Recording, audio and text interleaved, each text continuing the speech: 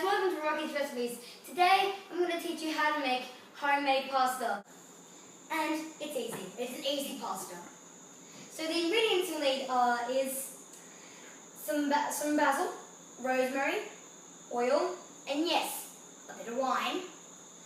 Because I don't like chunky bits of tomatoes, already blended up tomatoes in a bottle.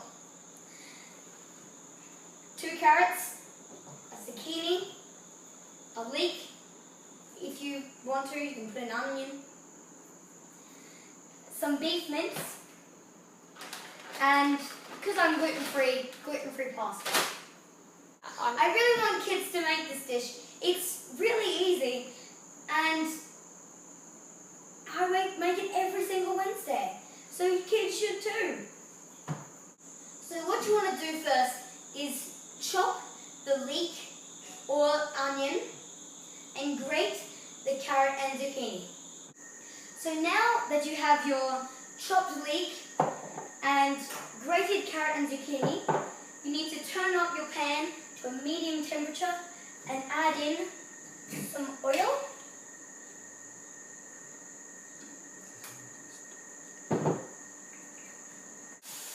Okay, and so now I've put in my leek, carrot and zucchini.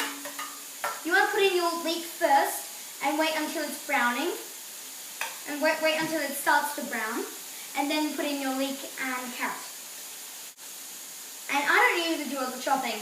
I let my big brother do it. Okay, so now while that's cooking, you can open up your beef mince, put it in, and this is 1 kilogram of beef mince. So now what you want to do is add it in. Whoop, piece of paper there. Ooh. Okay, now what you want to do is just jab it until it all goes brown, because you don't want any of it red. You can see that it's browning a lot, but you don't want any of it red. If you see a red bit, that's raw. You don't want a raw bit in your food. So now that your beef mince has been pushed around and all the lumpy bits have gone and there's no red, you want to add in your tomato puree and pour it all in.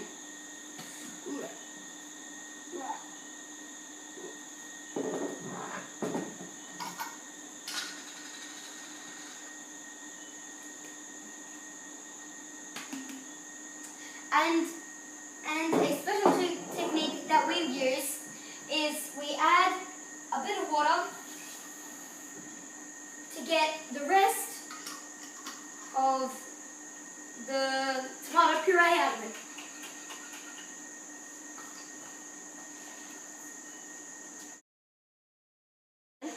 And it cleans the bottle for recycling. Okay, now that all of your bottles, now that you've poured in that, you need to put in the wine, but just a bit, not much. There we go. Smells nice. Yummy. But don't drink it. It tastes really bad. So now you want to mix it up. So now that you see all the little bubbles up coming out, you need to turn it down.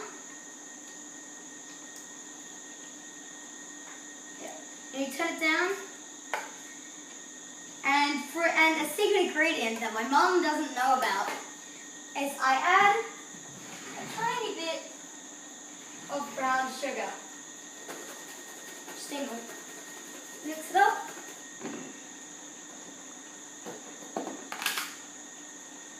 Just a little pinch. Water.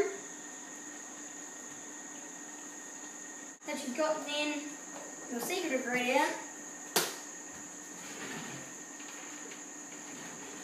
Put it away and stir it up so you don't know that's there. Now that you've turned it down, and now you you can put on your lid and wait until you cook your pasta. While that's simmering, you fill up a big pot full of water on a high heat, and once those bubbles start getting a bit bigger, you want to add in your pasta. Big bubbles means boiling. Some people like herbs in a bottle, but I like the fresh stuff. So in here we have salt, pepper, basil and rosemary. Quickly lift up your pot because it's very steamy. Oh, not really. Oh, wow. And put in your herbs. Oh wow, it smells great. And I bet it tastes great. Yeah. And just keep stirring this until the pasta's ready. Okay, go. Can you see how big these bubbles are? That means it's boiling. So now what you want to do is follow the instructions on the back of the pasta.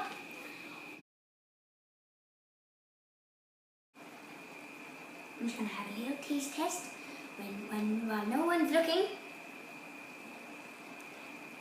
There's no meat there, need meat.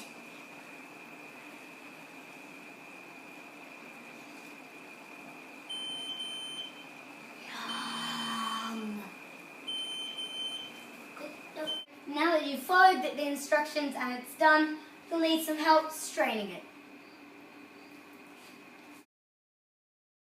So now that you've put in your freshly cooked pasta, you need to scoop in some of your delicious sauce.